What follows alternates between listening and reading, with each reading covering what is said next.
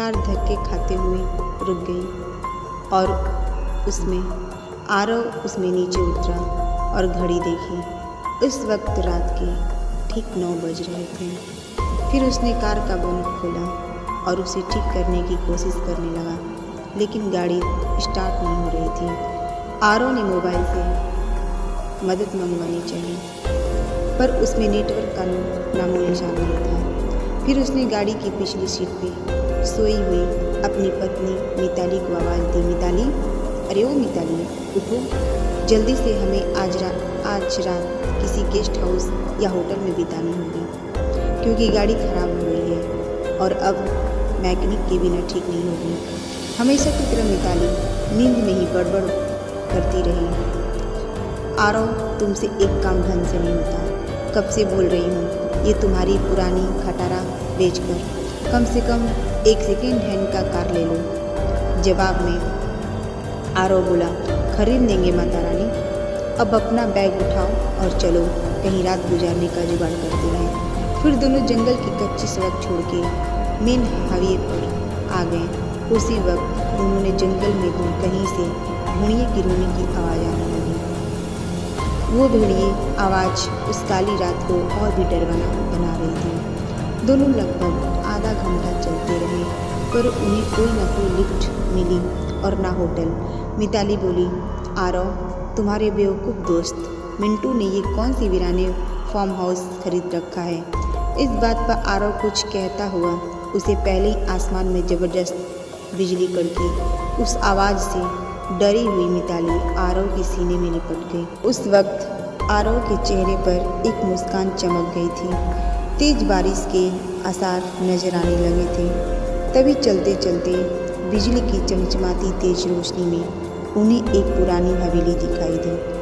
वह दोनों तेजी से दौड़ते दौड़ते उस हवेली के नज़दीक पहुंची। हवेली गेट पर उन्हें कोई वॉचमैन नजर नहीं आया, इसीलिए वह दोनों गेट खोलकर हवेली के मुख्य दरवाजे के पास पहुंचे। दरवाजे पर डोरबेल के नाम पे एक पुरानी रस्सी किसी सांप की तरह लटक रही थी। उस रस्सी को आरव ने 2-3 बार खींचा, लेकिन अंदर से किसी भी घंटी की आवाज़ नहीं आई। फिर मिताली ने दरवाजे पे खटखटाने के लिए अपना हाथ आगे बढ़ा ही रही थी कि इससे पहले अंदर से एक भारी आवाज़ आई, अंदर आ जाओ, दरवाज़ा खुला है। उन्होंने दोनों को यह बात अजीब लगी, क्योंकि अंदर से किसी भी घंटी की आवाज़ नहीं आई थी और ना ही उन दोनों ने कोई आवाज़ की थी। फिर वह दोनों दरवाज़ा खोलकर अंदर गए। दरवाजे के ठीक सामने झूले पे बैठकर एक आदमी ने शाही अंदाज में सिगार पी रहा था। उन्हें देखते ही आरव बोला, सर, हम यहाँ से कुछ ही किलोमीटर दूर हमारे दोस्त का फार्म हाउस देखने जा रहे थे, पर बीच रास्ते में हमारी कार खराब हो गई और मदद बुलाने के लिए मोबाइल में नेटवर्क भी नहीं है। क्या हम आपको फ़ोन से एक कॉल कर सकते हैं। झूले पर बैठे उस आदमी के चेहरे पे कोई भाव नहीं था। उसने कहा, ज़रूर कीजिए, टेलीफोन ऊपर के आखिरी कमरे में है। आरव ने उन्हें पहले परिचय देना उचित समझा। उसने कहा, मेरा नाम आरव है और ये है मेरी पत्नी मिताली। जवाब में वह आदमी बोला, मेरा नाम दादा ठाकुर है, मैं इस हवेली का मालिक हूँ। आरव और मिताली हवेली की शान देख ही रहे थे कि उनकी नज़र दादा ठाकुर के पिछले वाली दीवार की सबसे बड़ी फ़ोटो फ्रेम पर पड़ी, जो खाली थी और पूरे घर में तस्वीर ही तस्वीर थी। उन सब में एक बात समान थी, किसी भी तस्वीर में कोई भी हंस नहीं रहा था। सभी तस्वीरें बिल्कुल भी भावनाहीन थीं। फिर आरव और मिताली दोनों ऊपरी मंजिल पे गए और आखिरी कमरे में जाकर हेडलाइन से अपने दोस्त मिंटू को कॉल करने लगे। बहुत बार कोशिश करने पर भी फ़ोन नहीं लग रहा था। तभी मिताली की नज़र उस दीवार पर पड़ी। वहाँ और एक फ़ोटो फ्रेम टंगी थी, उसमें भी कोई तस्वीर नहीं थी, सिर्फ खाली फ्रेम था। उन्हें यह बात थोड़ी अजीब लगी। फिर दोनों नीचे गए और दादा ठाकुर से बोले, आपके लैंडलाइन से कोई फ़ोन नहीं लग रहा है। दादा ठाकुर बोले, यहाँ की फ़ोन लाइन में हमेशा गड़बड़ी रहती है, दोबारा से प्रयास करें या फिर चाहे तो आज की रात आप दोनों यहीं रुक जाइए।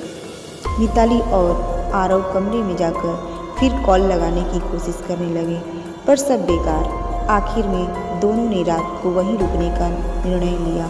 बेड पर लेटते ही दोनों की आंख लग गई। रात के ठीक 1:30 बजे आरव की नींद अचानक से खुल गई और वह एक बार फिर से अपने दोस्त को फ़ोन लगाने लगा, लेकिन उस वक्त फ़ोन पूरी तरह डेड था।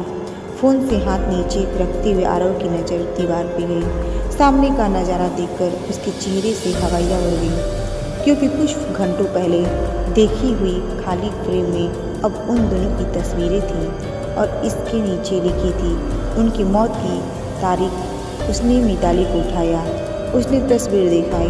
वह बोली, यहाँ कुछ तो गड़बड़ है आरव, हमें अभी के अभी यहाँ से बाहर निकलना होगा। फिर दोनों ने वहाँ से सरपट दौड़ लगाई। सीढ़ियों से वह दोनों तेजी से नीचे उतरने लगे और उतरते वक्त सीढ़ियों पे उन्हें 4 पैरों की जगह 6 पैरों आवाज़ आ रही थी। अब वह दोनों काफ़ी डर चुके थे। कुछ भी करके उन्हें बस दरवाज़ा खोल के बाहर भागना था। पर दरवाजे के पास पहुंचने के बाद जब दोनों ने उसे खोलने की कोशिश की, पर उनकी कोशिश नाकाम रही, क्योंकि दरवाज़ा किसी ने बाहर से बंद कर दिया था और अब वह दोनों का भूतहा हवेली में कैद हो चुके थे। आरव और मिताली दरवाज़ा पीट रहे थे, मदद के लिए चिल्ला रहे थे। उसी वक्त बदकिस्मती से बिजली चली गई और मौत ने अंधेरे को चादर से सब कुछ ढक लिया और चारों तरफ शमशान का सन्नाटा फैल गया। मिताली अपने कांपते हाथों से मोबाइल टॉर्च चालू करने लगी। जैसे उसने टॉर्च चालू की, उसकी रोशनी सबसे पहले सामने वाले उस बड़ी सी फोटो फ्रेम पर पड़ी, जिसे फ्रेम को आते वक्त दोनों ने खाली बिना तस्वीर के देखा था। उस खाली फोटो फ्रेम में अब झूले पर बैठे दादा ठाकुर की तस्वीर शैतानी मुस्कान दे रहे थे और अगले ही पल दादा ठाकुर तस्वीर से धीरे धीरे गायब होने लगे और उसके नीचे रखा हुआ झूला बिना हवा के ही झूलने लगा। उस भयानक मंजर को देखकर मिताली की गिड़गी बैठ गई और आरव बस बेसुध देखता ही रहा। कुछ ही पलों में मोबाइल भी स्विच ऑफ हो गया। अब तक उजाले में और आरव को वहाँ पर एक दूसरे के सांसों को ही आवाज़ आ रही थी, पर जब अंधेरे में उन्हें और कई सारे लोगों की सांसें की आवाज़ सुनाई देने लगी। एक एक करके सभी आवाज़ें नज़दीक आ रही थीं और कुछ ही पलों में दर्द भरी चीख के साथ उन दोनों की तस्वीर भी बाकी तस्वीरों के साथ हवेली की दीवार पर टंग गई और दादा ठाकुर झूले